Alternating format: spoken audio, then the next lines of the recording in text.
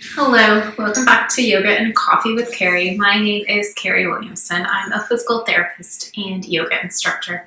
And this is the last video on the series on the foot, other than a yoga video that I'll be doing to show you how to incorporate everything that we've been doing, everything you've been learning into a yoga class so that you don't have to take time out of your day to do these exercises. You can just incorporate them in to yoga classes that you are already doing. Today though, I wanted to talk, we've been talking a lot about the foot, and I wanted to go a little bit up the body. Everything is always connected. You can have shoulder pain from something going on in your foot. You can have knee pain from something going on in your neck. It's all connected, but these immediate joints and things right next to each other are actually really important to make sure you have a good understanding of. So I want to talk a little bit about the calf and the lower leg and what's going on in these parts of our body. We're not going to go over all the muscles in the lower leg, but I did want to talk specifically about the gastrocnemius and the soleus complex. They relate a lot to plantar fasciitis. They have a huge role, and it's really important to understand what they are and just some basic activities you can do to help strengthen, stretch, and whatever else you need. The gastrocsoleus complex is a complex of two muscles that are in the back of your leg. The gastrocnemius attaches to the upper leg and then connects all the way down into the plantar fascia. The soleus attaches below it in the lower part of your leg, connects into the gastrocnemius at the Achilles tendon, and then both of those run through the heel and come in and turn into your plantar fascia. The gastrocnemius muscle is the muscle that primarily moves. It does your big steps, it does jumping. People who have a really well-developed gastrocnemius can jump really high. They have a lot of movement muscle fibers in them, and they help you with anytime you need to do a big movement, strong movement, repetitive movement. That's the muscle you use.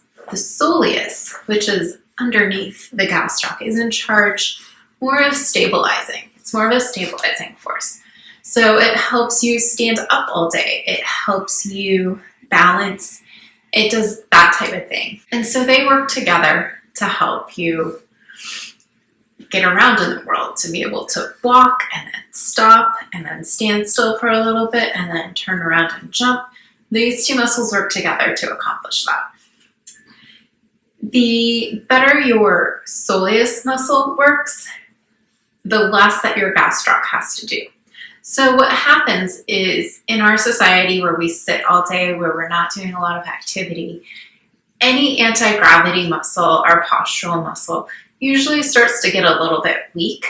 And so the movement muscles do a really great job of taking over, and that ends up leading to tightness.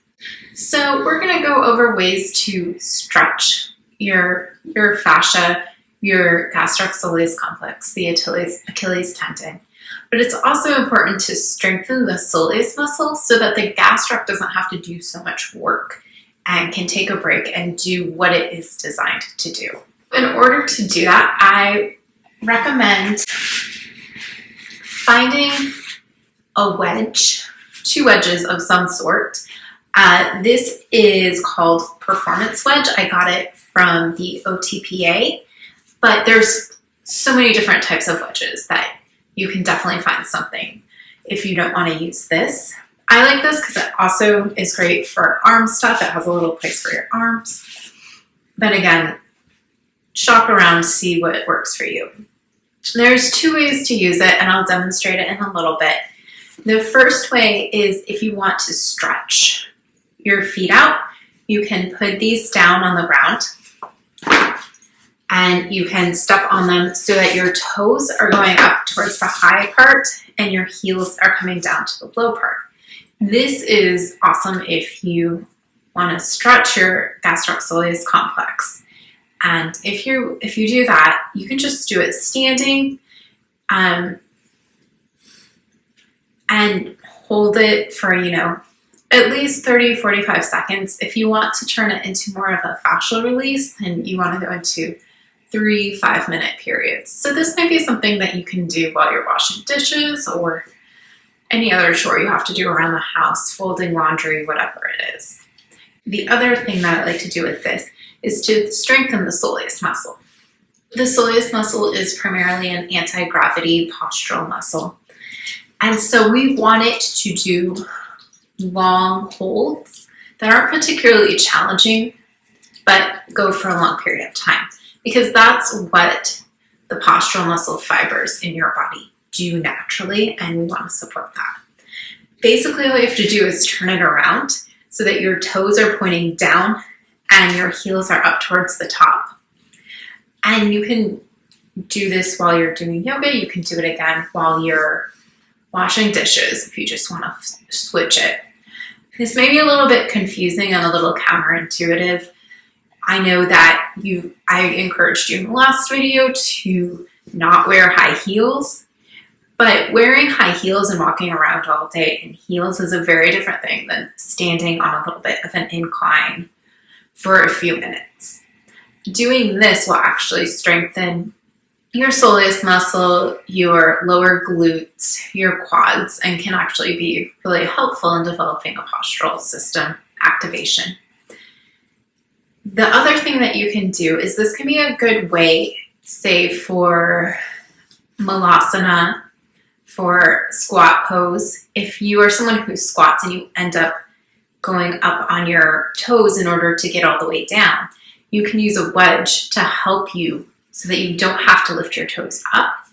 And in doing that, your muscles are actually able to relax in that position a little bit better, and you're able to get a better result. I'm just going to show you what I was recommending before on how to get into these positions and how they help you. All right, so let's review how to use the wedges. The first thing I'm going to show you is how to do a stretch. To stretch, all you're doing is letting your heels go on the floor, towards the floor, and the toes point up on the wedge. You want to hold this for at least 30 seconds just to get the muscles relaxed, but doing a 3 to 5 minute activity can be really helpful to elongate not just the muscles but the fascia as well. Like I said earlier, doing this while you are washing dishes or folding clothes is a really great way to incorporate it in without having to take time out of your probably already really busy schedule. You can also consider adding it in to a yoga class that you're already doing, maybe changing Tadasana so that you're doing this stretch instead. To strengthen the soleus muscle, all you have to do is turn around. This isn't going to be like a really intense workout for you. You're not going to feel particularly tired or fatigued from it. But what it's doing is it's shortening the soleus muscle. And postural muscles activate in a shortened state. So it's a great way to get it firing.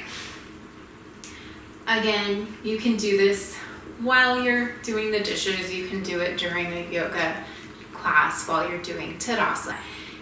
And you can hold it from 30 seconds to 5 minutes just to really develop some postural stability.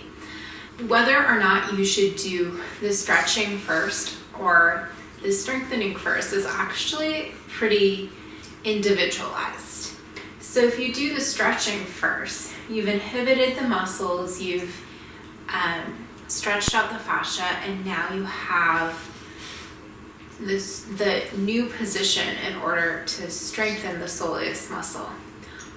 On the other hand, by strengthening the soleus muscle, you're going to inhibit the gastroc muscle.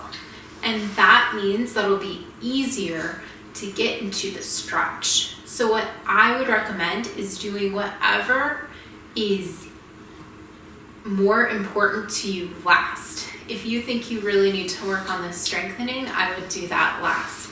If you really need more range of motion and just have a lot of tightness, then I would do the stretching last. It depends on you and your individual body. I also wanted to show you Malasana. So I'm just going to spread these a little bit further apart. And so if you are someone who goes into Malasana and you end up on your toes like this and it's just not a good thing for you, you can use a wedge, and then your heels will actually be touching a surface.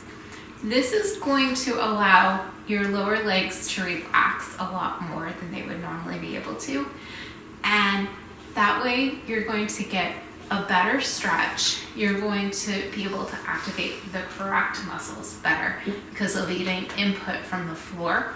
It'll be much more use of the anti-gravity muscles and the movement muscles, and it will just help you all around. Another thing that you can do is downward facing dog. Any pose that you find, chair pose, any pose where you find yourself struggling, you can use these wedges. Just incorporate them into your yoga practice that you're already doing, and it can help you ease into some of the harder activities for you. And I hope you'll join me for my yoga class on the foot, where we incorporate in everything that we've done through these previous videos into a yoga class. See you then.